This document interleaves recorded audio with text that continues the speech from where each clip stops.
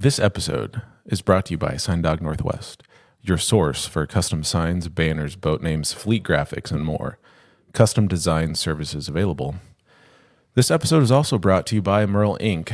They're the premier custom home builder in the Cle Elum area and a proud featured home builder in Suncadia Resort in Tumble Creek.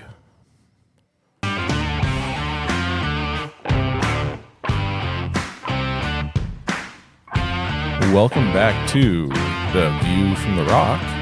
I'm your host, Ruck, and this week we're going to be talking about our favorite concert venues we've been to or we'd like to go to. We're going to be talking about a beer of the week, which is, of course, still non-alcoholic, and we're going to be talking about the top 3 sports announcers. Swap, how are you doing? I'm doing great. We had a snow event this week and lost 2 days of school. And no matter how old you are, a snow day is a snow day. Oh, yeah, I had a great week. Plus, we had the Monday off. We had a 4-day weekend anyway with the Monday off. And then we had 1 day of school and then 2 off and 1 on. And the one that was on was a 2-hour late start. It was a great week. Yeah. We almost had a Wednesday where it was a late start and early release. So it would have been Wednesday. That would have been a great 2-hour day or 3-hour day. We would have had 28-minute classes with a 30-minute lunch. Yeah. Wow. That would have been a great day to not have to make up. Now we have to make it up as a full day. As my organ buddy said, Morgie can suck it. Well, it's the way the calendar works, we're going to have to go back on a Monday. And that's going to be a half day. Ooh. Yeah. But you never want to have that single day hanging out there. On a Monday in June. Well, Yeah. I mean, it's kind of what happened with our holiday break, too, for winter break. And we had Monday, we have a Tuesday. 3-day Memorial Day weekend. Instead of 4. Yes.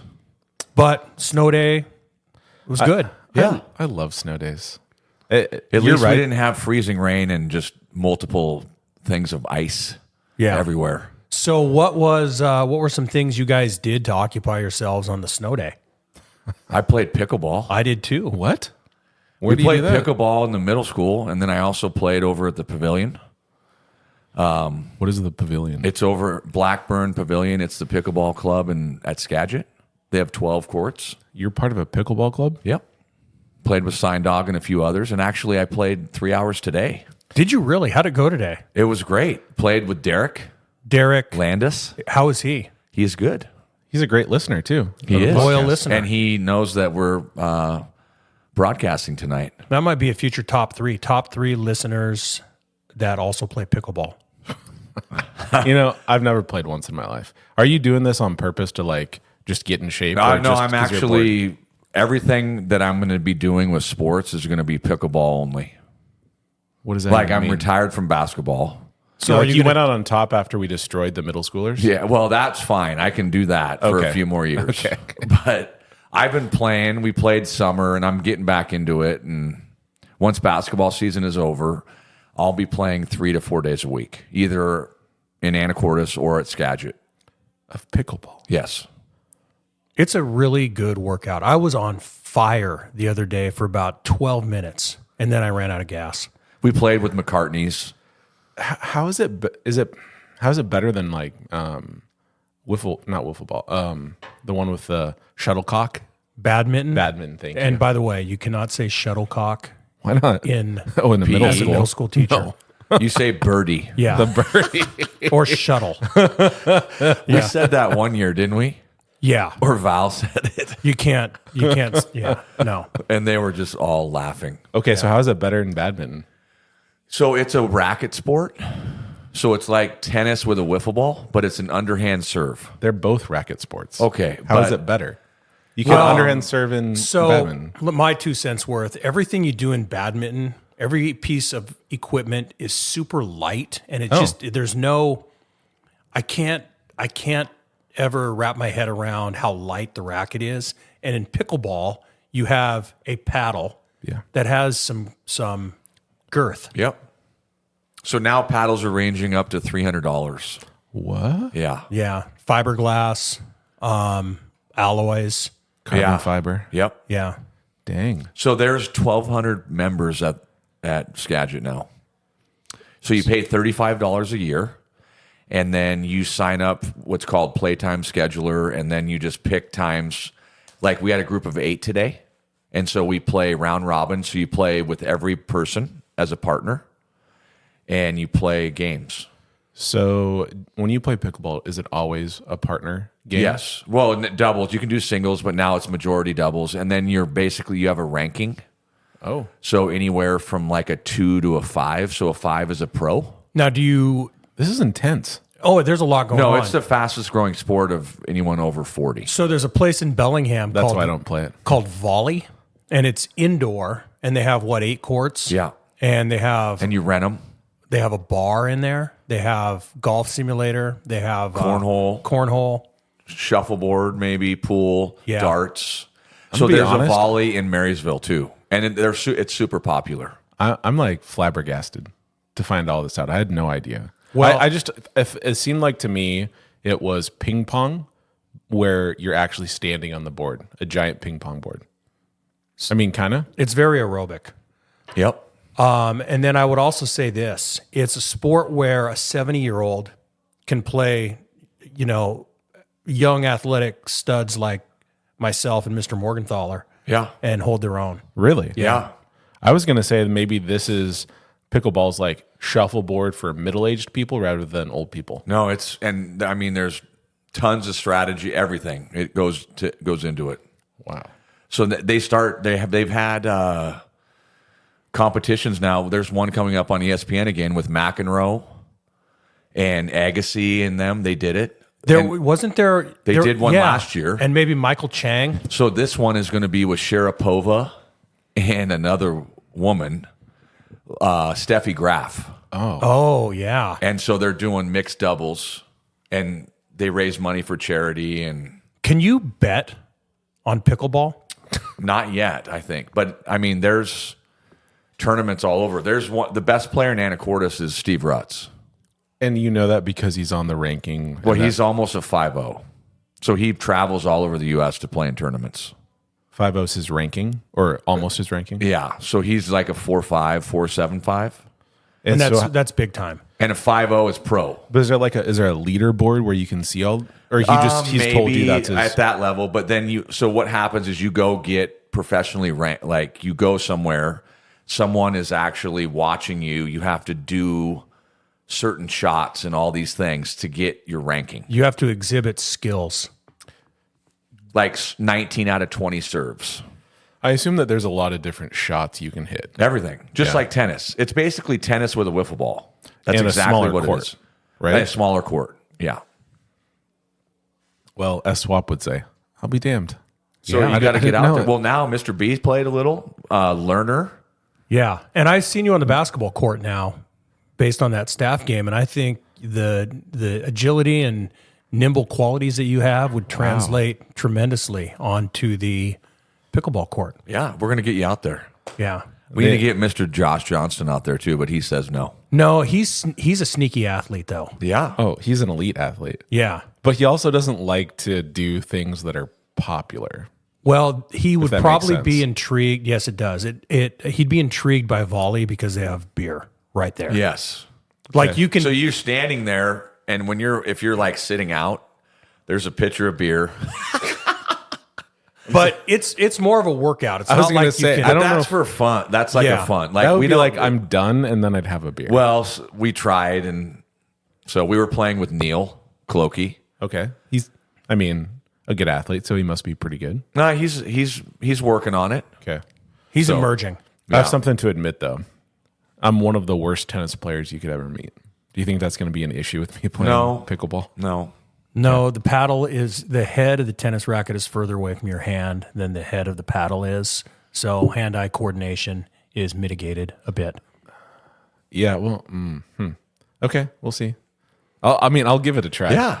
And we'll play after school sometime. in the gym. Yeah. If you Okay. need a paddle, there's like 25 dillers in the PE storage Because room. we do 8th grade as a mini pickleball unit. Oh, So, Yeah. it's a whole new world. yeah. So what else we got? Well, there's the last 2 weeks been a giant shockwave sent through Seattle sports with Pete Carroll essentially being fired, but no one's wanting to call it that. And not long after that, then DeBoer leaves. Traitor. Yep. You know, It's the world we live in. I understand it. I just really still makes me upset. I think He's over DeBoer- his head. He's going to be 68 years old, retired from coaching, sitting on his couch and saying to himself, I never should have left Washington. Yeah. Who do you he think- he would be the next Don James Yeah. if he stayed here. It's true. He's giving that up. Now the question is, who's going to have a better Alabama coaching career, him or Mike Price? It's already him because he's lasted longer than 5 days. Correct? I would say that Price is ahead of him. Price Just might, because of what he did? yeah, he went out in style. Right? I mean, if you're going to go down in flames, go down in flames. And we'll let the listeners Google what he Yeah, did. Google. Yes, He went to UTEP after that. Is that right? he did. And he would come out of the tunnel with a miner's pick because they're the miners. Yeah. It was kind of cool. Nice. Yeah. Love it. I'm emotionally done right now with the Huskies. Well, so what do you think about their new coach choice? I think it was the best hire available, and I'm just not emotionally invested right now at all. I'm just waiting and seeing. But I've heard great things from everybody. I just didn't Jed know. Fish, by the way. Yeah, I didn't know his background before Arizona. So he's coached under Belichick, Harbaugh, Pete Carroll. I might even be missing somebody in there. So he was a quarterback coach for Seattle, 2010. And he's Correct. a visor guy. And Matt Hasselbeck was the quarterback at that time. Yeah. He's also coached under Mike Shanahan as well. Wow. Hey, So can he's you an think, offensive guru, but Can you think of other coaches that have been visor guys? Wasn't Sarkisian? yeah, Spurrier. Well, he's a old Spurrier ball guy. coach. Yeah. That's where he was a He got GA. his start as a Visor guy. Yeah. There's some other good visor guys out there. Isn't Lincoln Riley a visor guy? Lane Kiffin is. Oh, Lane Kiffin is. I'm starting to talk myself out of him after I said Lane Kiffin. Whew. Wow. That's not good. So we'll wait and see. I mean, I'm just pissed off. yeah. We're a spurned lover at this point. We our girlfriends dumped us because some attractive buff man winked at our girlfriend and they were like, peace out. Wearing a cardigan and from Seahome. Oh, Hell hath no fury. so I had something pretty funny. I was at a coaching clinic this weekend, happened. And What sport? so this was cross country and track and field. And someone from Seahome, I don't want to name him, but it's obvious who I'm talking about, was talking about how all the sports right now are successful at Seahome and how that just wait for it. That just legitimizes that, like, it's not just that their cross country team is good because all the other sports are bad. So they start to list off, like, the girls swim, they go through all of them, and then they get to the end and they go, and then there's football. Maybe they'll figure it out one day. What about basketball? Oh, they just got worked the other day. He didn't mention basketball either. We put up 100 burger on them. What happened? We did. They didn't show up. Oh, we almost forgot about that. I know. With all that's gone on, we put up 100 burger against. Seahome. Yeah, It was awesome. it really was. Dude, they didn't even come off the bus. The amazing part of that was it was running clock for 5 minutes of the third quarter and all the fourth. Yeah. And we could have still put got up 100. 120. Yeah, That's the most points in Anacortes history. 100. Yep. So 93 was the old record in 1974. Now, how do you know this? Knutson. Okay. And no 3-point line. Well, Wow. So that was Monty Burkle's senior year. I was looking at a box score on Monty Twitter. Burkle. Correct. Speaking of no 3-point line, I was looking at a box score on Twitter. Pete Maravich scoring 68 in an NBA game with no 3-pointer. Yeah. That's crazy. We're all over the map right now. Hey, so bringing it back to destroying Seahome, because that's one of our best conversations we enjoy talking about. Are they actually good this year? and they just couldn't figure it out? You or- know, they're middle of the pack in the standings. So they shouldn't have gotten beat by like 60. No, they no. Well, I was going to say no offense, but it's Seaholm. They quit competing. Yeah, So- they were done early in the first quarter. It was 25-4. Did we just come out and make every shot? Was We that were. I mean, we're rolling right now. So it was in part that we were playing really well. But All the they shots were gave up. dropping. They gave up. And Brad Jackson just sat there. former Western Washington men's basketball coach, right? Who's Romar like assistant. a Hall of Famer. Yeah, Romar assistant.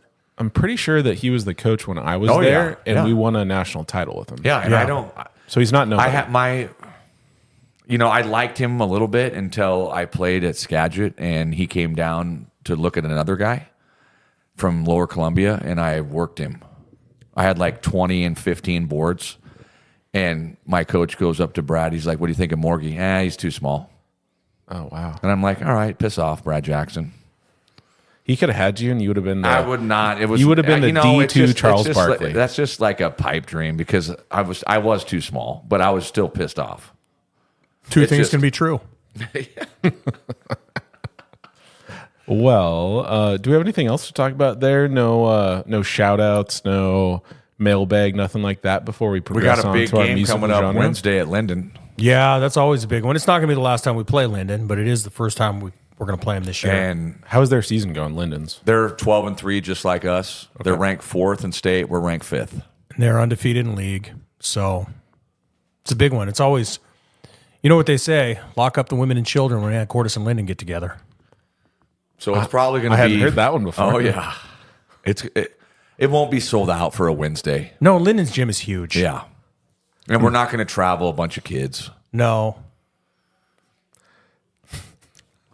I was going to say something. I just don't know if it's PC enough. Probably not. Okay. I'll filter myself. You could imagine. It was based upon what Swap said, and I was going to say something about Cedar Woolley, so I'm going to hold back. So I also saw Cedar Crest. They're ranked number 1 in state. Yeah, They're good. They haven't lost. Are They they? So have. they're actually good. they've lost 2 games. Okay.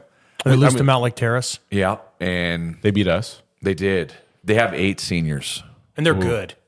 Any like one good kid or a couple, or just a good team? but they have a couple kids that used to go to Cedar Crest and then thought they were really good. Went to Eastside Catholic as sophomores and juniors, and were not playing.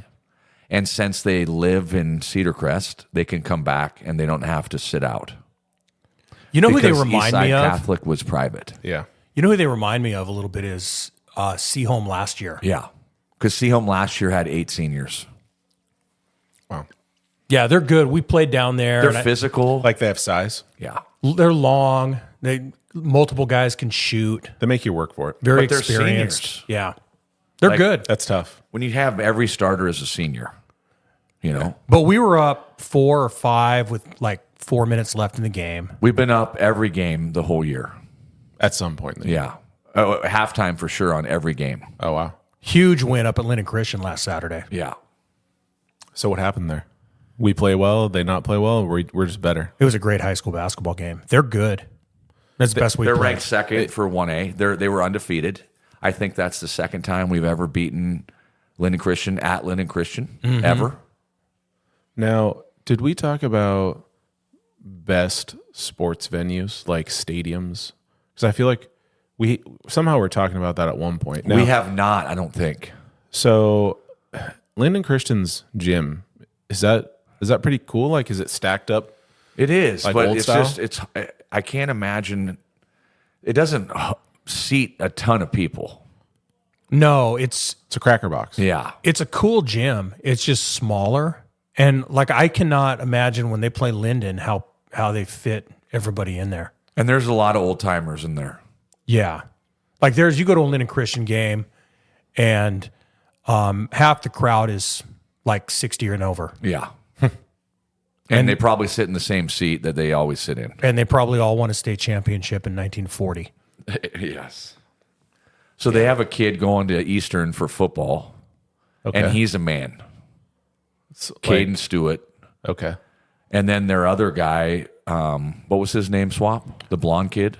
The big blonde kid, Yeah. right? Yeah, he's a football guy too. going somewhere. And good guards and just muscular kids. It was a really, Dykstras. really good win for us. Dykstras. They're good. Yeah. I mean, it's gonna going to say, be there's them always- and Zilla in 1A. There's always some sort of Dykstras or whatever. Yeah. A lot of Dutch names. They're always good. Wouldn't that be, I mean, allocation wise or classification wise, we're like not that far off from 1A. Everyone in the state thinks that they should go up. Them and Kings. I think that every private school should just play each other and not play all the public schools. I think some states do that. I mean, it's ridiculous. Yeah. So because even though their enrollment is a 1A enrollment, but their basketball and football or basketball is always good. Yeah. I mean, Seattle Prep's like a 1A enrollment, but they play, what, 3A? Mm-hmm. Yeah. Archbishop's a 1A enrollment. Yeah. They play 2A. There you go. There we go. So, Morgie, you want to tell us about this best concert venues this week, talking about musical genre? So we were looking into it, and someone mentioned best concert venues that you've been to or would like to go to, not the concert in general, the venue. Yeah. So then we thought, well, that would be pretty cool. So then when we think about it, like thinking about, first off, I thought about the best venues that I've ever been to watch a concert.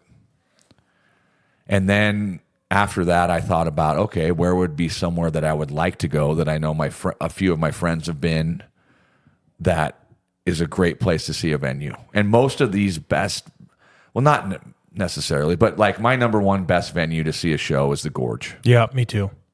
Yeah. I mean, and there's people that we know that have never been there, that live here in this state. that's shocking. They must not like going to concerts, if that's the case. Maybe.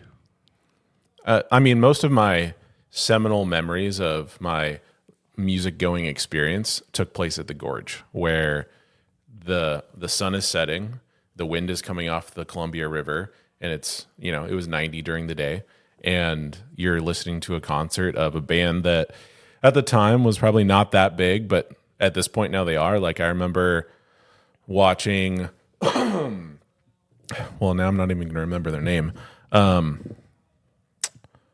Yeah, no, their name escapes me. But they eventually became big time. I'll think of it here in a second. So where does the Gorge, like if you ask just Joe American, where does the Gorge rank in the pantheon of concert venues? I think they rank them in the top 3 to 5. Do they? Yeah. Hey, Mumford and Son. That's who it was. Oh, I'll be damned. Yeah. And they weren't even the main stage, just a little side stage. Yeah. No one really heard of them. My friend's like, hey, they're really good. We should go listen to them. Sure. Huh. I've probably seen 15 shows there. So when you go to a show there, is it normally like a one night show, just that show, not like multi-day? I went to Lollapalooza one year, and that was the multi-stage show, but like we saw the Breeders, Green Day, Smashing Pumpkins, Beastie Boys, George Clinton and the P-Funk Band. All of those were on the main stage, and we just watched that. And if you're not listeners, if you're not familiar with the Gorge Amphitheater, so it's an amphitheater. It's built into the hillside right there, right above the Columbia. If you were going to it, you would, I believe, go through George Washington. Yeah. Right before George, you turn left. Okay. You cross the river there at Vantage, and then you go up the deal, and then there's a left. I want to say it's Silica Road. And it's like 50 minutes from Ellensburg, Yeah. or 30 from Moses Lake. And maybe that's why some people that we know have not been there. It's a little bit of a chore. It's not as straightforward as just going to Climate Pledge. And parking's a nightmare Oh, when you get out. always takes a long time. So we were late, like a few minutes late to the Lollapalooza coming from Anacortes, and we parked and ran in because I wanted to see Green Day. This was 1995. And then we got out at like 11 or midnight, and we have no idea where our car is because there's 25,000 people. So we walked around, and finally I got pissed and sat down. And we sat for a half hour and waited for people to leave, and then we could find the car. It was just, we didn't really look, and it wasn't marked back then as much as it is now. But now you can take a shuttle.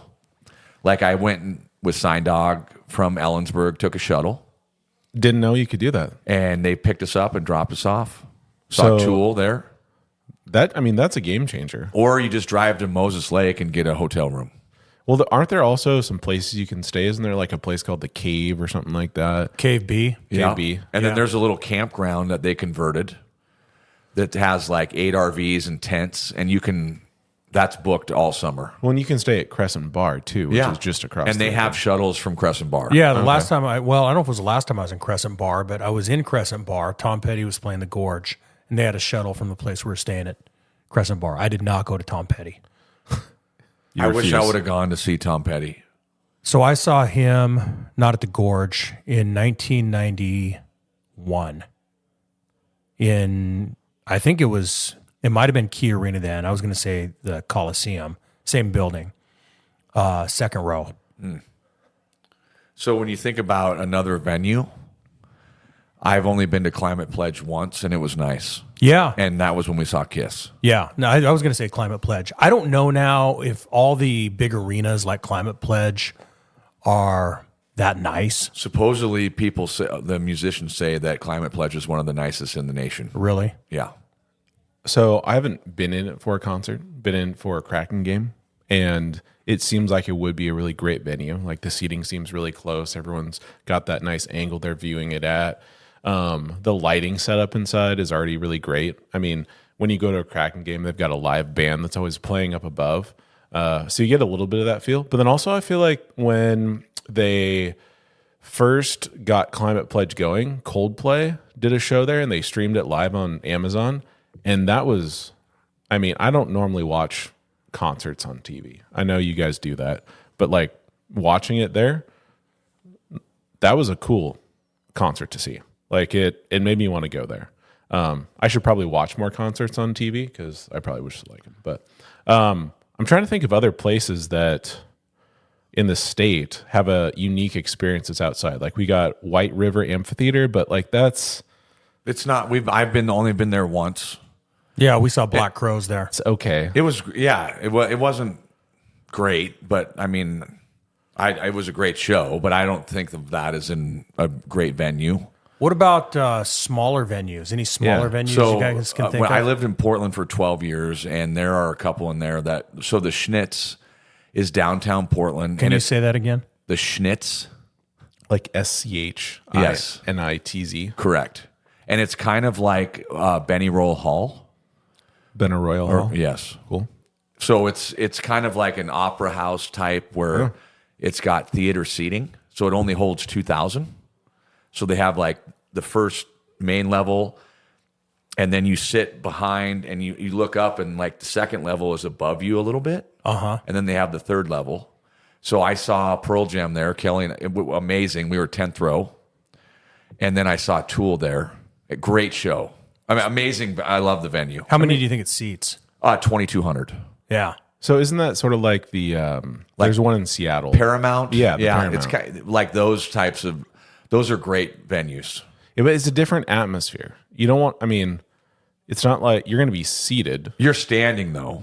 but A lot of people, most of the people are standing in unless you wanted to sit up above, but I was standing the whole time. you're not like elbow to elbow smashed up in front. Like No, you're no. standing, but at your seat. I think the newer versions now, there's no more mosh pits. Like going to Pearl Jam, when you're in the front row, you have seats, and you can either sit down or stand. There's no one like pushing up on you. Yeah.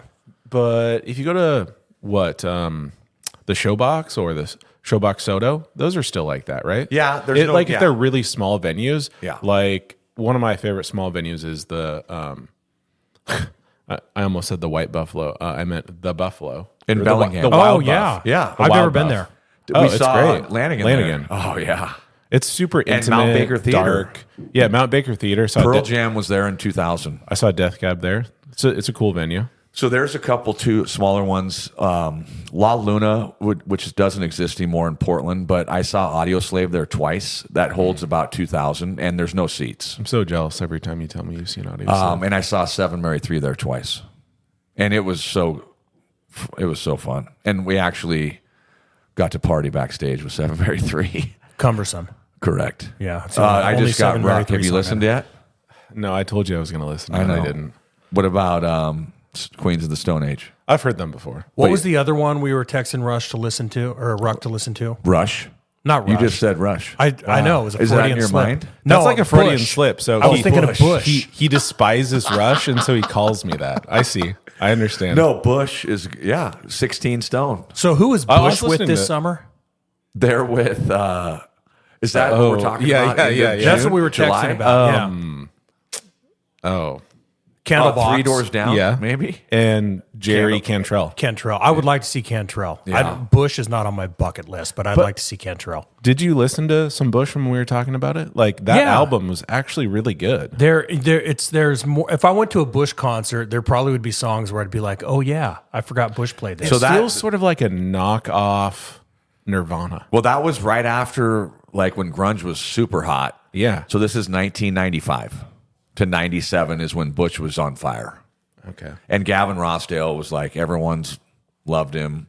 And then he was married to Gwen Stefani. Oh wow. So they were married for like 15 years. So back to the venues. Ruck mentioned the Showbox. I think that's a really cool Yeah. smaller venue. We saw the White Buffalo there a Yep. little over a year ago. Another one we haven't talked about, Chateau Saint Michel in Woodinville. Yeah. Is really nice. They probably play stuff that you guys wouldn't like there. I saw Kenny Loggins there. How could you not like Kenny Loggins? Well, so I loved Kenny Loggins, but I don't need to see him again. But you know who I did see there that was incredible was the Gypsy Kings. Do they play a sort of, this sounds stupid now that I'm saying it, a sort of like gypsy sounding music? Gypsy music? Well, Can we like, say that? let's They're- move on. I believe they're Spanish speaking, but I believe they're from France. Okay. So I have one more in Portland. It's called the Crystal Ballroom. That's okay. I was going to ask you about that because every time I look at a show that's going to be going through Portland, I feel like it's going through there. And so they, when they built the Crystal Ballroom, they put tires underneath the floor, so it's bouncy. Ooh, bouncy house. So like you can kind of like you're like, oh, my vertical's a little higher in here. That would be a great place to mosh then. So I've seen a few there shows. Pepper, who's like they're from Hawaii. They're kind of like a Sublime-ish type. Okay. And then Slightly Stupid. So they're from San Diego. There are a lot of horns in there, but it's Yeah, I've heard them. Slightly Yeah. stupid. So Pepper, I've seen them actually 5 times. Oh, wow. They're really good. I'll be damned. I'll have to check it out. Add it to my list. But it's the Crystal Ballroom is pretty cool. So what is the one where we saw the White Buffalo in Portland? Was that was not the Crystal Ballroom? That was not. I do not know where that is, or cannot remember the name of that place. Just because that's the first time I've ever been there. It was something ballroom, but Yes, not Crystal but it was Ballroom. not Crystal Ballroom. Okay. Yeah. It was a something ballroom. Yes. So for you Portland listeners, what is the other ballroom that is not the Crystal Ballroom? And it was on the east side. yeah. And where would a listener send that sort of information to us? Probably our mailbag, right? I would say our Gmail account, theviewfromtherock@gmail.com, where right. you can send answers to those questions or questions you might have, as well as suggestions for our podcast. Which, we kind of forgot in the beginning. We were going to talk about something that was suggested to us, I think, didn't we? A little bit from Roscoe. Yeah, we'll have to come back to that maybe right after the beer of the week. So That's real a good quick, idea. is there any venues that you have heard of that you would like to go to? Because I have one. Yeah, I have one as well. It's probably the same as you. So Red Rocks. Red too. Rocks. Yeah. Same. And that's in Colorado, correct? Yeah. Yes. I know someone recently that went there. Super steep, like amphitheater, incline into it. And, each step is your seating area. So it's a giant step up. But I've heard it's just unlike any venue you can Yeah. go to. Road trip. Yeah. I would like to go see Pearl Jam in Wrigley. That'd be cool. So they're playing there into the summer. So I went to a Cubs game 4 years ago at Wrigley, obviously, and had a breakfast buffet at a barbecue place across the street from Wrigley, and all they played was Pearl Jam music. Yeah. You know, listeners, if you've never been to Wrigley Field, never taken in a game there, never went to Wrigleyville, right near it, that's an opportunity that you're missing out on. It's such a great experience there. I love it. And I would like to see that they played at Fenway too. That'd be cool. Yeah, Fenway's a bucket list for me. Never been. Hollywood Bowl. Yeah, I was wondering about that. Oh yeah, is that in Florida? No, it's Hollywood. LA. Well, there's a I'm sorry, because Tool just played last night in Hollywood, Florida. I'll be okay. damned.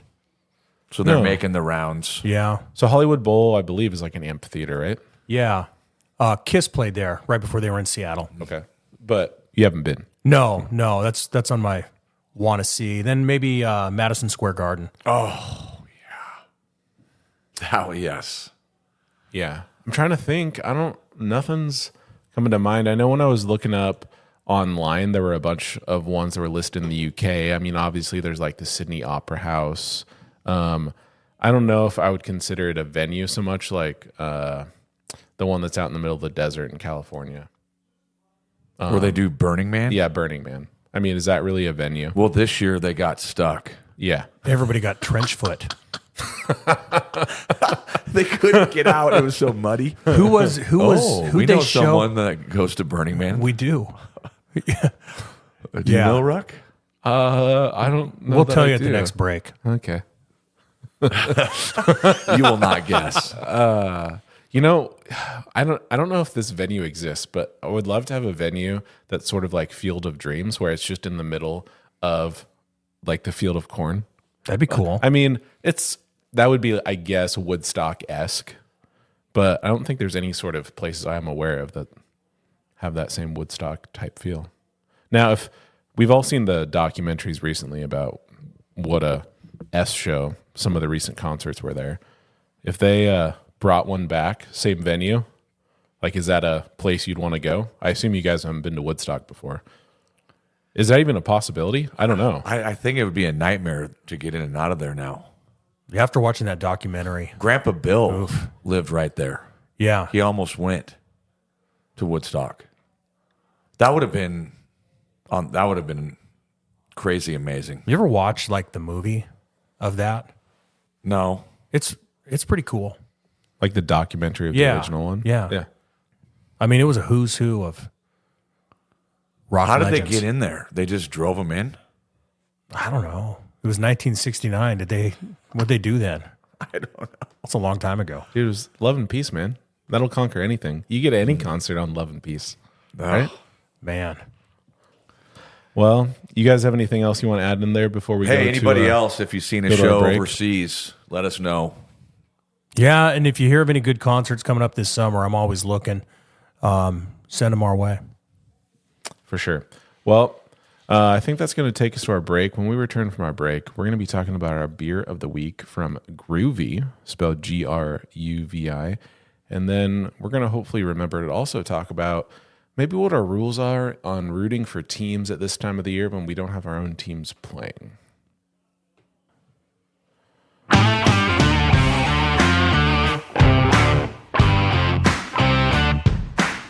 Welcome back to The View from the Rock.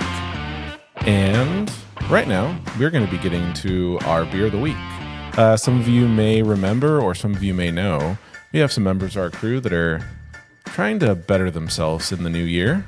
A little 90-day cleanse, which involves no partaking of libations. So, we're trying some non-alcoholic beverages. And last week, what did we have? We had Athletic Brewing's IPA. I forget what one it is. I know it's not the hazy one. And we thought it was pretty good, right? I thought it was really good. I actually bought some more and have been slowly going through a 6-pack of Athletic IPA. Really? Yeah, and then they have, I think I mentioned this in the last one, they have a dark beer, and they call it Athletic Dark Beer, and it's pretty good. Is it like a Guinness? It's more like, not quite like a Guinness. I'm not even sure it tastes a little bit like an amber, but it's just dark colored. Okay. It's I know good. there's a couple listeners that don't like this segment right now. Because it's non-alcoholic. Yeah. Well, you know, So they're welcome to they gave us a ride the magic carpet and try some non-alcoholic beers with We us. had one loyal listener say, you know what, just do cheese of the week. Yeah. I actually do really like that idea. I love that idea, but right now I'm kind of Not cheesing. cheese. I'm doing What? hard cheese. So just Parmesan?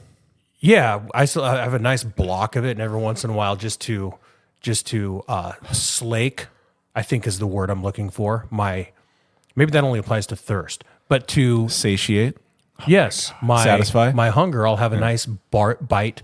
I'll have a nice bite of hard cheese. So see, I am no cheese at all. I think you can have hard cheese. I've just chosen not to. Wow. I'm just choosing to not be on a cleanse, even though I should be. And You've already drank real beer. yeah, I never said I wouldn't. Okay. I know. I just was. I probably went like 10 days, and honestly, I felt really great. And I had some beer yesterday, and now I feel less great. So there you go. The date today is the 20th? Yes, the day after the 19th. So I was going to say. I didn't know what day it was. That's why I asked. Yeah. Well, I told you like 30 minutes ago. Well, that was 30 minutes ago. So getting back to the cheese topic, the great part about when you live by yourself is you don't need to cut it off. You can just bite right into that block. Oh my gosh. And then when Just someone like- comes over, they'll never know. Well, if people come over, just like George Costanza. I was just going to say, wasn't Yeah. there an episode Oh, where he yeah. had a big block of cheddar that he was just biting off of? Yeah, he's got his New York Knicks shorts on. His shirt is off. And I believe that this is the Summer of George episode where he's going to taste the fruits and let the juices run down his chin. I'm having We're a having some microphone mic issue. troubles here Yeah. with Swap. My microphone thinks I'm 5'4", and every time I make it my height, it tips over. Hey, Swap, will you line it up with one of the legs so then it won't do that? So I'll be speaking damned. of, I've been getting back into that. I got into that document or the Discovery Channel with the little guy wrestling. Oh, okay. We never asked you about the midget wrestling. Or what is it called? Little guy? No, it's Little guy's almost worse. so it's in a town in Tennessee that Dolly Parton made famous. Is it called like midget maulers? No, I'll need to look. I need to look it up. But there's been two Little guy episodes. grapplers? Have you watched them? Yeah, both of them, and I have it recorded. It's on Wednesday nights, on Discovery, or Tuesday nights. I can't resist. I'm going to Google Well, midget while you wrestling. Google that while I talk about the beer of the week. Oh, perfect. So this is the Gruvi Golden Ale Lager, and their slogan is "Make every moment a little more groovy." Ooh. So this golden lager has been awarded the gold medal for non-alcoholic beer at the 2022 World Beer Cup Awards. Woohoo! Can't wait. While fancy and ultra hoppy flavor profiles have their place in the world of beer, sometimes you just want something classic and familiar. That's why we created the Golden Lager, a crushable beer that's light, crisp, and perfectly balanced. Did you read the back of this? Maybe you should read it for us.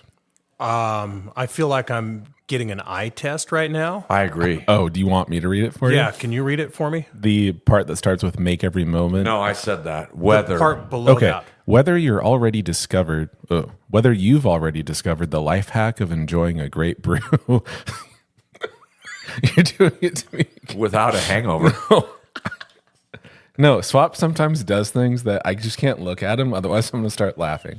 And he put the beer as far out as his arm could reach so he could maybe see it. So I'm going to turn my body away from him. The life hack of enjoying a great brew without a hangover, or this is your first sip. You are in on our secret. Now you can enjoy a cold one or 6 and still have a damn good time. So goodbye, FOMO. We're here to enjoy all of life and challenge you to do the same. I'll admit that font sucks, and that's why it's really hard to read. I found it hard to read. It's not just the size, it's the shape.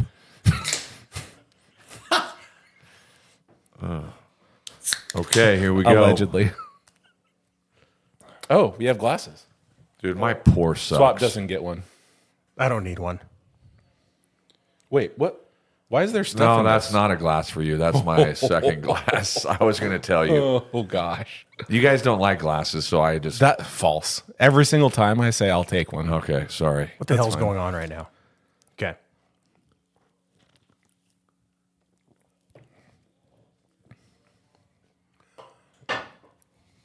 You know what? That's not bad. not bad at all. I think it's really freaking good. Would you say it's groovy? So the thing that I really like about this is it actually is a really similar taste to Rainier, I was just gonna say. but it doesn't. This more than any of the non-alcoholic beers I've tried, it doesn't have that weird after flavor. Yeah. I think It I think tastes it's like a kinda groovy. beer. you should keep saying that. So, Mr. Morgenthaler, what would you I've pair- already thought about it. What would you pair this with? I think a nice, maybe summertime, a little lingcod. Ooh. How would you prepare your? Well, Lingcod? the lingcod would not be like battered or deep fried like we normally would. Maybe steamed. We just actually did some steamed halibut this week. So Halibut is very tough to cook because 90% of people overcook it. there's not a lot of fat in it, right? No, It's and just- it's flaky. yeah, So you want to kind of undercook it a little. yeah. So, So I think you'd want to sear it the outside. well, we just, so you wrap it in foil. I mean, you season it how you want. So we steamed it for like 6 minutes. So steaming means you basically put in a foil pouch, and do you put it on direct or indirect heat? So does it direct matter? heat, but you're boiling. There's like 3 to 4 inches of water in the pan, and then there's a plate over the top that a steaming plate that you can put it on. Is this a special plate or just a plate? A special plate. It's like a steaming. So like how you would steam vegetables, Okay. similar. And then we actually added a little ginger, soy sauce. Ooh. And then sprinkled a little parsley For to garnish. garnish. Like a nice garnish. There were a lot of hand motions. If we had video, I think That was straight Morgie hand motions. it was. There were a lot of hand motions there describing a lot of things that were curved. I'm starting to branch out a little in the Morgie household to cook more. Oh yeah. Yeah. So I made my first ever chicken marsala last week, and it was freaking good. No. Like I got ones from all the family members. Remind me, chicken marsala is sort of like is that onion, mushroom, wine No onion. sauce? No onion. Mushroom. Shallots. Yes. And marsala wine. Okay. And then heavy cream. And marsala wine is a pretty sweet wine. Yeah. right? And it was super easy. Yeah. And Brennan loved it. He ate 4 meals of it already, and it was good. Yeah. So you can substitute the heavy cream with half and half. I learned. Ooh. To be healthier. Yeah. Maybe we should do a cooking episode. That's a great idea. You know I love to cook. Yeah, We Ruck's all a love to great cook. And yeah. I'm starting to help out a little and cook more. It's about time you pull your weight in the Morgenthaler household. Because wintertime is not a lot of barbecuing. No. No. I am going to try to smoke some ribs tomorrow, though. We'll see how that goes. Because there's still snow on the ground. What's the occasion? Sunday? Yeah, because I've got time to smoke something. Yeah. I've never done ribs before. And so I bought some. And here we Remind are. me, do you have a new smoker? Well, I just use my Weber kettle, and I actually bought a new appliance for it about a month ago. So it's like stainless steel, it's a half moon, and it's got a grate at the bottom. It's got a little water tray that keeps A lot of hand motions right now. That keeps the heat from the meat, and then that way, Eat from the meat. Man, some of these one-liners tonight. so then you can cook it slow and low, and smoke it. So are you going to do a dry brine or? It's currently dry brining. Okay. Yes. I'll be damned. In the fridge, open. Yeah. Nice. Should be good, but I could totally screw it up because I tried this on my first time on a brisket, and it was pretty bad. So, long story short, I think we feel good about this beer. Yeah, love it. I like this. And this is, you get this on Amazon. Yep, you can order this on Amazon. I bought it, and it came with this one and 2 others, a Nitro Stout and a Juicy IPA, which I think we'll try also at some point on the podcast. So I have found in the last couple of weeks that you can buy non-alcoholic beer at our favorite beer store, Rosario Market on Commercial. Oh, really? Yeah, they have the Athletic. And then when I bought that, the worker there, who we saw at the casino last night, told me that they have some other ones back in the other cooler. The other cooler? Yeah. Like the one you got to walk into? Lagunitas, the hop water too. The hop water I just tried a little while ago. That's amazing. Yeah. That's almost like a refreshing There summer was something, is it like Seattle Refined or something on King 5? You know how they do like that after the news? Mm-hmm. And what's becoming popular is non-alcoholic bars. That's what I've heard. In Seattle, where they have spirits, wine, and beer that's all non-alcoholic. So I think we need to get some spirits on here eventually and try some. I saw, is it Danny Trejo, the actor? The guy who has been in things? Yeah. Yeah, that guy. I think he's got his own tequila, but he's got tequila, but he's also got non-alcoholic tequila. So do you think we can try this for the next podcast? I think we can make that happen because I've seen it on Amazon. Well, let's put our heads together here. We'll take in the some next shots? 48 hours. Are we going to try to do some fancy things with tequila Well, or non-alcoholic tequila? maybe next week we do non-alcoholic spirits. Yeah. Okay. But I'm down. like I said, sometimes these are a gateway drug. It's true. But, I think we've said this before. It's really nice how low the calories are. Like, this is only 60 calories. Hey, I'm going to give a live update here for those of us that are here live. This is a live update. You're going to be listening to this podcast. For our listening audience, it will not be a live update. The 49ers just went ahead 24-21. There is 1:07 left. So That kind of leads into our next topic. Do the Packers or if the the Packers Niners have the score a ball? touchdown, they win, and the over is covered. So right now, I need the score to stay the same and Jordan Love to pass for less than approximately 40 yards on this drive. So is that going to be your main rooting interest? Because I think it's an interesting topic when you don't have your own team in the playoffs at this point, like, say, the Seahawks. Who do you root for and why? So in this case, you're going to root for the Niners because you need the bet to hit for them to win, basically? Well, I don't bet enough money to trump my personal rooting interests. If the 49ers were to hang on, I would win a small amount of money. But my number one rule for betting or for rooting for a team when my team is not in the playoffs is to root against the team I hate the most. And the team I hate the most is the 49ers. And I second that. And then the Cowboys. Yes. Well, so obviously, worst case scenario would be for the NFC Championship if it had been the Cowboys and the 49ers. But thankfully, the Cowboys, who are who we thought they were, and they choked. So don't have to worry about that. And they kept McCarthy. Did you see the rant on ESPN? No. From Stephen A? Well, I could imagine. Just about I would love to be a Cowboy coach because you can do whatever you want and still not get fired. But he is the winningest coach regular season in the last 3 years. Yeah. And 0 in the playoffs. So I think it's obvious. Like, one of the big things when we're trying to figure out who to root for is who are the teams you hate, and you root against them, whoever is going to play them. But then you get to games like last week, you got Rams-Lions. Now, I don't really like the Rams either, but I hate the Niners more, so I was rooting for the Lions. But I like that. It's a feel-good story. Okay, but say this next game is going to be Lions-Bucks. Who are you going to root for? I'm Lions. rooting for the Lions just because, like, you see these people that are, let's say, 35. Yeah. They've never seen a playoff win in their life. So in other words, priority number one is the teams we hate lose. Number two is the good storyline, which is normally rooting for the biggest underdog. Yeah.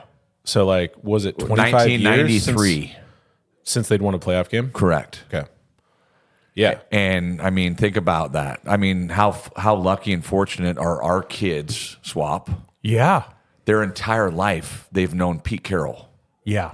as the Seahawks coach. That's it. Compared to being a Mariner fan. Yeah. Well, it is funny. Like when I grew up, most of my growing up life, the Seahawks were terrible. However, was it 2005 when we went to the Super Bowl against the Steelers? Mm-hmm. So 35 years, we had nothing.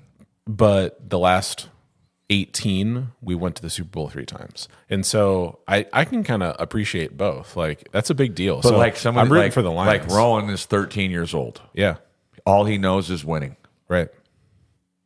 except for the Mariners. That's a different story. We need to talk about that on a different day because they're a train wreck. Dude. Yeah, I don't. They're a train wreck, but I don't think they're going to be bad. Their pitching's too They good. could be better. I know. That's the. See, we're talking about it now. That's why. Let's just talk about it now. They should be better. This is their window. Yeah. They have the best young pitching in baseball. But don't you think that if they just keep winning 53% of their games, they'll eventually win a World Series? But listen, Sorry, 54%. Jerry can suck it. He can't say the right thing to save But his look ass. at what Schneider said. I was going to say, Yeah. such a dichotomy. Oh, it's like that's exactly what you want to hear. We're not good enough. We're going to get better. Yeah. And he's just saying, well, thank you. You should be saying You should be thanks. thanking me. Yeah. We're doing the right thank thing. you, suck it.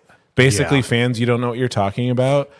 I'm God's gift to you, where Schneider said, we underachieved, we didn't do well enough, and Yeah. that's why we're here, and Pete Carroll's not on our team anymore. So I root for the Lions because I like their coach. Yeah. So if you have to pick a team that you want to win the Super Bowl at this point this year, Lions? I think Lions. Oh, that would be great. The NFL would hate it. Why? Just because it's not one of the big market teams Well, yeah. or big players? Yeah. I mean, they want Niners, Ravens. That I might not even watch. I don't want either of those teams to win. Well, and and the halftime show is who? Usher. Mrs. Swap's a big fan. Yeah, so is my wife. They'll Post be watching. Malone is going to sing God Bless America. And then Reba is going to sing the national anthem. They're trying to hit every demographic. Well, because is there a they're toe running tapper out in of there? time. I need a toe tapper. Okay, so I think we've solved for the fans and for us. The teams that you should be rooting for are basically whoever's playing the teams you hate, and then after that, the best underdog story of the playoffs. So hopefully the Lions play whatever's the worst team from the AFC. That's what I'm hoping for. So I don't want them to play the Ravens. Do you want an update on the game? Yes. Niners are kneeling down.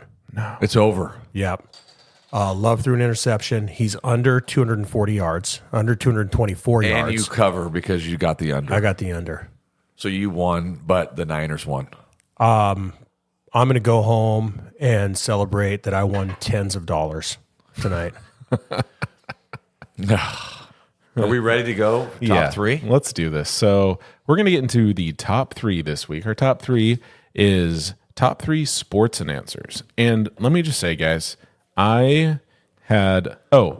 before we get to that, the show that we were trying to figure out with the midget wrestlers was originally called Half Pint Brawlers. But now, Yes. the new incarnation is called Big Little Brawlers. Yes, big little brawlers. Okay. So the more you know. And there's a wrestler named Psycho. I want to see that guy And wrestle. he is wrestles his girlfriend. And then she has to quit because they have to worry about they get hurt too much.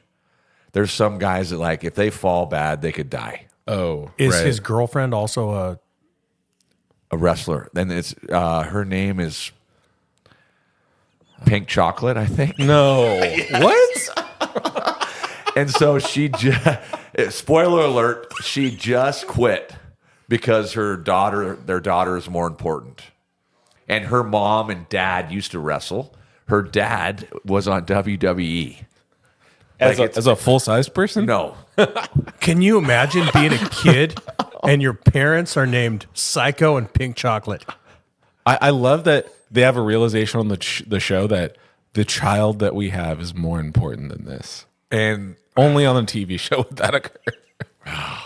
man, yeah. There's so much I want to say. So I'm looking forward to the weekly updates about the big little brawlers from you. I will be. I'm gonna be. Yes. So, moving back to our top 3 sports announcers, I had a lot of trouble with this, and I'm just going to tell you what I wrote down. I think I'm already going to change, and there's going to be a lot of people that we probably need to mention as honorable mention. Do we want to get some of the honorable mention out of the way first, or do that at the end? Well, let's do it at the end because some of my honorable mention might get mentioned in top 3s. Okay, and I think probably it's a spoiler too. So, does anyone feel led to lead us? I'm happy to do it unless someone else wants to get their number 3 done. I can start. Do it. Keith Jackson, number 3. When I see a big college football game, Keith Jackson's voice is in my head. Yeah, I still think about it. Yeah. He was the master of not saying very much. I appreciate that so much. Just his one-liners. Whoa, Nelly. Yeah. Well, and isn't he the one that really gave the Rose Bowl its name, the granddaddy of them all? Whether he did or not, nobody says it better than him. Yeah. He just, man, a few words, great voice, iconic voice. Yeah. He was college football. I might have a tear in my eye right now. I definitely, when I think about my early memories of waking up to the Parade of Roses, and then you've got the lead up to the game, and then it's about to go down because he says, man, this is the granddaddy of them all, the Rose Bowl. I love Keith Jackson. I was really torn about whether he should be my 3 or not, but just for variety's sake, I won't go. My top 3 are homers for me because they're just where we live. Yeah. So you would if you were a listener and you would know. So my number 3 is Bob Rondo. Yeah. And just legendary Husky broadcaster. Just when we would score, and how he would say touchdown Washington was iconic. And when we grew up, not every game was on TV. Yeah. So we listened to the radio. Yeah. I listened to the radio a lot in the 80s. A lot. Because a lot of times we were hunting. Mm-hmm. And so Saturday we'd come back from hunting and listen to it on the radio. Remember how good we were? And then UCLA, like the mid-'80s. Yeah. So Bob Rondo. And he, 3 years ago? Retired? Yeah. And the guy they have now is good. Tony? Yeah. Is it Castriani or Castriano? Something like that. Sounds Him and Cleveland. Yep. They're great. Yeah. Boy, you guys, I'm making changes right now in this very moment. So the person who I've written down is 3, now not on the list anymore. Someone who I don't even have written down here is now going to be my number 2, which means my number 3 is Dick Vitale. Ooh. I love Dickie V. He when I think about March Madness and him saying baby at the end of everything, when he's talking about PT peers. Did I get that? Primetime players? When he's talking about diaper dandies. Like that is just like all the stuff that I think about when I think about college basketball. And I love college basketball. Yeah. That's a weird sport in that no one watches that much college basketball until we get to the final or the tournament. It used to be different. Remember Big Monday? I do. I mean, I watch it sometimes, but it's not like football. No, I know, but like it's changed though. it has. But if it's on ESPN on Big East or SEC. I'm watching it. But do you remember back in the day, Big Monday? Oh yeah, Big Monday. What's Big Monday? So it'd be on ESPN. They'd have Big East to play on Mondays. Yeah. And the Big East was like guys that played 4 years. Yeah. It was just better back in the day, but now I mean, if there's nothing else on, I'm just turning it on ESPN to watch basketball. So not even if it's a local team. Correct. Okay. It's just on. I'll watch UW or Gonzaga, but that's about it. And even then, questionable. So yeah, I love Dickie V. And he's a Duke homer, and I don't like Duke. I don't like Duke either. So it's just funny how he always was a Coach K guy. I love Dickie V too. I think he was better in the beginning. Well, he's old now. I know, but I mean, he's been there for a long time. So I always thought he was a lot, but at the same time, he was very authentic. Oh, yeah. And he cares so much Yeah. about those kids. And I think there's something to be said about someone that brings more attention to your sport in a positive way. For sure. And he absolutely does that. And especially with there's the probably V Foundation. Yeah. But like when he says, "Are you serious?" Like, I mean, there's a lot of people out there who probably don't watch much sports, but would be familiar with some of his calls. And I like his team, like his announcements at the end of the year, like you said, diaper dandies, his Rolls Royce, yeah. like he's got all these top fives. Yeah. Okay. My number 2. My number 1 and 2, I'm deciding right on the spot here. Number 2, I'm going to go Dave Niehaus. That's mine as well. That's mine too. Oh, my Oh, goodness. wow. Great minds. So that's a regional thing, but he was really good. Like, aside from just being local, he was really good. And just so many years the Mariners sucked growing up, and he still made it worth listening. And like you were talking about listening to the radio, I remember being a kid, there were maybe 15 Mariner games on TV all year. And I had a little transistor radio about the size of my iPhone, and I would lay in bed and listen to the Mariner game. And Dave Niehaus every night. My grandparents never had a TV, so he listened to every game on the radio: Seahawks, Sonics, Mariners. Yeah. And he wouldn't come to his relatives' houses to watch. He would just listen and lay on the couch. So I'd go up there sometimes and just listen to Niehaus on the radio. And baseball, baseball announcers. So it's so important because there's so much time to talk. They're great. Listen to a game on the radio for baseball is awesome. Yeah. I agree. I mean, Rick Riz does a great job. So when I think about the sorry state of the Mariners franchise that we were just talking about earlier, the only memories that I really cherish very much are a lot from my childhood where, it was Ken Griffey's rounding third, like those kind of ones when Edgar hits the ball into left field, or just, the bring out the rye bread and mustard grandma's grand salami time. Like those that's legend. Legendary calls from him are the ones that, to me, is Mariners baseball. That's why, for me, I had to realize he was definitely number 2 for me. Yeah. So he was your number 2 as well. He was, yeah. Everything you said. So are we back to number 1 now for me? Yeah. We're back to number 1. You want one of us to go instead for you? No, I'll go again. I bet my number 1 is not your number 1. No. What? Or maybe me and you. I think we might have the same. Okay. So my number 1 is Vin Scully. Okay. So Dodgers announcer for 50 years. You can fact check that for me. Or maybe.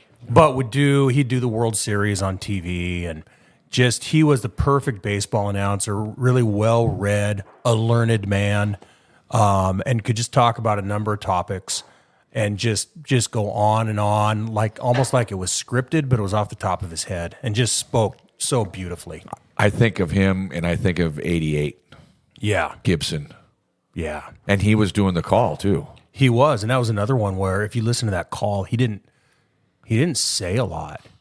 Kind of like we were talking about with Yeah. Hugh Jackson, Yeah. but it was just perfect. Oh, yeah. His voice is, once he starts talking, I So- would say if you're a baseball fan, 90% of people would immediately know his voice. If you just pulled up some random Dodgers game from the 60s and just listened to it, you would just feel peaceful. He spoke like poetry. So, 67 years Oh he was my the announcer God. for the Brooklyn and Los Angeles Dodgers. So you it's crazy imagine? to think that he went with the team. Yeah. And he just, 2 years ago? Gave it up? Wasn't that long ago. 2016. 2016. Oh, wow. Yeah. Okay. Yeah. But so he died like 2 years ago. Okay. Okay. Yeah. Yeah. Damn. All right, Morgenthaler, what's yours? My number 1 is just Sonic legend Kevin Calabro. Oh, yeah. Just growing up, he was so good. Get on that magic carpet and ride. If you watch the old Sean Kemp dunks, Yeah. remember the one when he went up on Alton Lister and then just Yes. struck him out? And just hearing him, like it was hard for me and the Oregon boys when he went to the Blazers Oh man. like 2 years ago. yeah. It's weird because, we don't have our team right now. And now he's on the Blazer broadcast. But he was so good. And he was with Marcus Johnson, Oh, and Marcus yeah. Johnson was so good. Man, they were good. Those are the glory years. I know. So Do you think he would leave the Blazers immediately? Yeah. I think we're 2 to 3 years away. Should have happened already. Yep. So another signature call of his, good golly, Miss Molly, right? Oh, yeah. And he had so many nicknames that he gave to players. Like, I'm pretty sure all these are from him. Like Bones. Remember who Bones was? Brent Barry. Yeah. No, Bones was in college. Okay. So he was an Oregon State guy, and the reason why I know that is my good buddy from Oregon went to Oregon State with him. Phenomenal dunker. Yeah, Tony Rockland. So regardless of Rocky. whether he gave them all of these, I know some of them he did give these. He was really good at using these all the time. So like Sam Perkins, Big Smooth, Yep. the Hawk, Hersey Hawkins. Yep. Mac 10, or Mr. Sonic, either one. McMillan. Yeah. Yep. Rain Man Slick Watts. but he wasn't around when Slick was playing, right? Yeah, he was pre-Calabro. Do you remember who the announcer was before Calabro? Was it Lenny? Bob Blackburn. Oh. Yeah. So one that I think's really good that I think was all him. Remember Reggie Evans? Yep. Great rebounder. Remember what he called him? No. The Collector. Oh, yeah. I mean, I just think about all the Sonics times, like X-Man. He's one of my favorites of all time. I mean, that poster is still sitting in the gym or in the locker room. X-Man cometh. The X-Man was crazy. Yeah. You know, I got to meet him, and he threw me his wristband. I still have it. wow. Wow. So obviously, like you're kind of saying before, him going to the Blazers, like it makes me sad that we lost him, but then to have to lose him to at the time, the team that was kind of our rival, is brutal. I actually met him one time. I was in Vegas walking down the sidewalk, and he's walking towards us, and I'm with my friend. He goes, "Hey, that's Kevin Calabro." And I was like, "Yeah, it is." I was like, "Hey, Kevin." And I put my hand out, and he shook it, and we were like, said some stuff to him, and he was super nice, like, "Hey, appreciate you guys," sort of a thing. Kevin Calabro, also my number one. Oh, that was your number one also. Yeah. Yeah. So I have one guy that's you would not even know, but you might know now because he's on Pac-12. He was our radio guy at Pacific. His name's Rich Burke. Oh, really? Yeah, and now he does like he did the Beaver games. He does the Hops. He does all of the Pac-12 games, a lot of them, and he was the second runner up for the Cardinal job. Oh, really? Yeah, like 8 years ago. So who else do we have in the honorable mention category for announcers? So Gus Johnson almost made it for me. Yeah, he does good. a lot of screaming. For he is better so or worse. good. I think he's so good. He's good. He can nail the atmosphere of the moment so well that there's pandemonium. And he adds to if it. you listen to his call for Isaiah Thomas in the Pac-12 tournament, It's one of my greatest sports Goosebumps. memories. He's got some good ones too, of like Gonzaga against UConn as well. John Madden. Yeah. Oh yeah, definitely. I like Mike Breen a lot. NBA announcer for Yeah. ESPN. Okay. Bang. Oh yeah, You know someone nailed a three. back in the 80s, Sunday mornings NBA. Tommy Heinsohn and Dick Stockton. Yeah. Or even the NFL, who was the Vern Lundquist. yes, that's another one. Yeah. But Was it Dick Enberg? well, he was too, but who was with Madden for a while? Pat Summerall. Yes, yeah. Summerall was great. Yeah. Yeah. Those guys were old school. I know. Yeah. And one guy that I like in the golf world is Flaherty.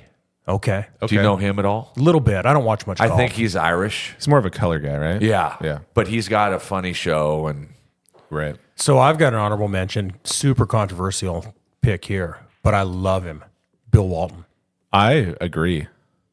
Now, here's what I'll say. 0. I think that Bill Walton, if you want to, Conference of Champions. 5,000 times. Drink every time he says Conference of Champions. if you just want to watch a game and be entertained, and you don't really care if they talk about the game, you're going to be entertained by him. Oh, he is out there. But he might not tell you much about the actual game itself. His 30 for 30 is amazing, though. Yeah. And he was an amazing basketball Yeah, player. he was. Same day I saw Kevin Calabro, I also saw Bill Walton in person. Yeah, I've seen him in Heat too. He is like, his back is parallel to the ground. Oh, I bet. And he had this little tiny backpack on. It looked painful. He's like an old No, dinosaur. he's off. Yeah. I mean, how many surgeries? I mean, he had to quit the Blazer, and he was. They thought he was faking. Remember Yeah. his feet and his injuries. You got anyone else for honorable mention? I feel like I had someone that was rattling around in my brain. Oh, but- I'm sure we'll think but of it's somebody gone as at soon this as we're point. off the air. Do we want to even get into announcers we don't like, or is that a future top 3? That's definitely a future top 3, I would say. I know who you don't like. We'll save it. We don't want to waste good we material. will. You might be hearing him this summer at the Olympics. God. What? Oh, no. You're not talking about Mike Tirico. No. Okay, then I know who you're Old talking school. about. No, I know who you're talking about. I understand. Can't stand him. He loves himself too much. Oh. I mean, around now, yeah. okay. Well, hey, listeners, you can let us know if we left someone out who's a great sportscaster, or if you have some more rules that we should follow for picking teams that we're going to root for when we get to the postseason, or if you have a non-alcoholic beer that you think we should try, or if there's any venues that you think we should have mentioned as far as great venues to see a concert that you've been to or want to go to. Send those to theviewfromtherock@gmail.com. Until next time, stay safe. Yeah, Josh never left the Packers.